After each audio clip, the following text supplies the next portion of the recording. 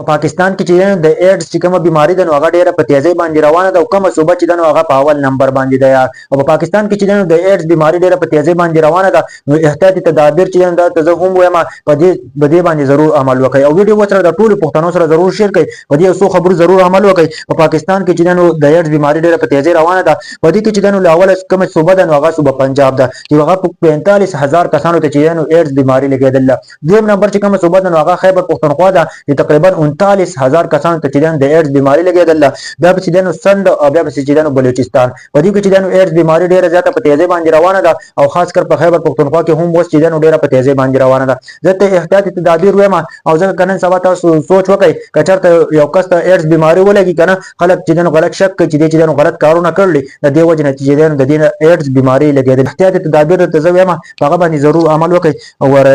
نن سبا چې دا بیماری ډیره په تیزی روانه ده احتیاطي تدابیر داسې دي کنه که تاسو چېرته ایئر ډریسر له لاړ شئ نایي له لاړ شئ تاسو چې جامد کوئ او هغه په یو بلیډ باندې ټولو کسانو له جامد کوي یا پې ګیره خورئ نو دا د دې نه چې منع کوي د دې نه چې د دې د وجې نه چې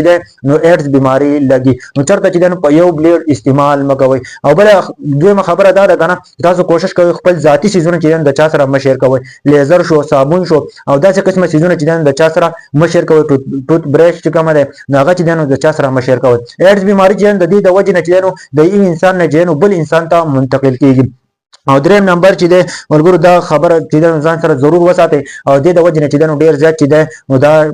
وایرل کیږي او نورو کسانو ته چې دی نو لګي دا ایډز بیماري هغه خبره دا ده که نن سبا چې کومه ډاکټران دي نو هغه د پیسو بچت کولو لپاره چې دی یو انجکشن استعمال کوي یو کس ته او بیا چې دی نو بل ته استعمال کوي نو ډېر په اسانه باندې چې دی ایډز چې کومه بیماري ده هغه د یو نه واوړي بل کس ته او بیا خلک شک کوي که نه چې دی غلط کارونه کړلي د دې وجې نه چې دی دې ته ایډز لګېدلی صفا صفا خبرې ته کومه ځان په دې باندې ضرور پوه کړئ بله دا چې یو کس نشه کوي که نه یو کس نشه کوي یا سیګریټ څکي هغه سیګریټ چې یو کس وڅکي د هغه نه پس هغه بل کس له ورکړي او بل کس هم هغه سیګریټ څکي نو دغه چې د یو بل سره شریک وي د دې د وجې نه چې هم ایډز بیماري لګي په خیبر پښتونخوا کې ایډز بیماري ډېره په تیزۍ باندې چې نو هغه خورېږي بل طرف ته که تاسو سوچ وکړئ که چېرته ایډز بیماري تاسو ته ولګي که نه نو دغه خلک چې غلط شک کوي چې دوی ټول عمر غلط کارونه کړلي د دې وجې نه چې ایډز بیماري لګي او احتیاطي تدابیر دا دي که نه چې د بلیډ استعمال نه چې هم کوشش وکړئ یا چې استعمالوئ چېرته چې د ایئر ډریسر دکان ته لاړ شئ یا د نایي چې کومه دکان دی هغه ته لاړ شئ نو کوشش کوئ که نه چې تاسو چې یو بلیډ استعمال کوئ که هغه چېرته تاسو له نوی بلیډ نه استعمالوئ نو تاسو چې هغه هم استعمالوئ